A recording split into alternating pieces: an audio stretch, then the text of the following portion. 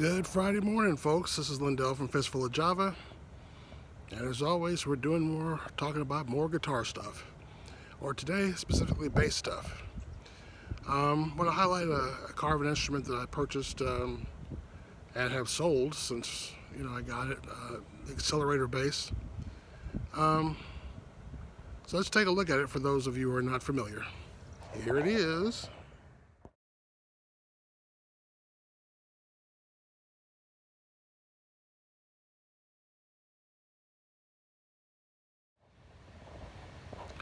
It was a neck-through bass. It was a passive-active setup. You notice it has two 9-volt battery compartments in the back. So had the P-bass style pickups, and it had the radius top humbucker, which I fell in love with, and wasn't sure if I'd like it or not, but actually it was very comfortable playing it. Very good bass. Locking tuners, but we'll take a look at the headstock here in just a second.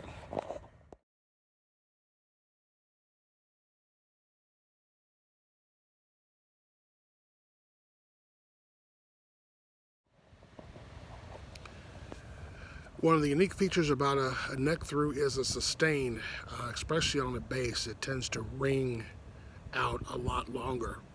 So your playing technique has to be on point. You have to use both hands to keep the noise factor down. You know how noisy a bass can be if you let it go out of control. It'll just sound like, an avalanche of mud coming down a mountain. So, but I was up to the challenge because when I wanted to sustain, I wanted it to be, if I hit a note, it hangs out there for a while. So, in that aspect, it was a really good bass. I got a chance to play out with it one time live, and it was one of the most unique experiences I ever had playing bass, actually, in the fact that there were two guys in the front that were just, wide-eyed staring at me the entire time. I'm wondering, okay, who are these guys?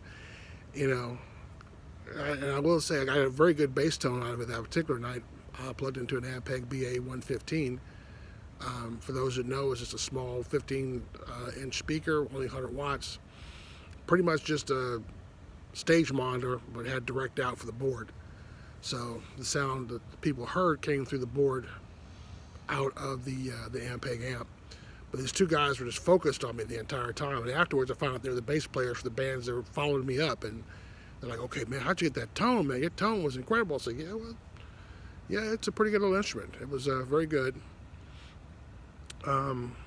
Unfortunately, as with almost all my instruments, when the money dried up and I was out of work, and you got to start selling stuff because there's no reason to just have a bunch of material possessions that don't have a purpose.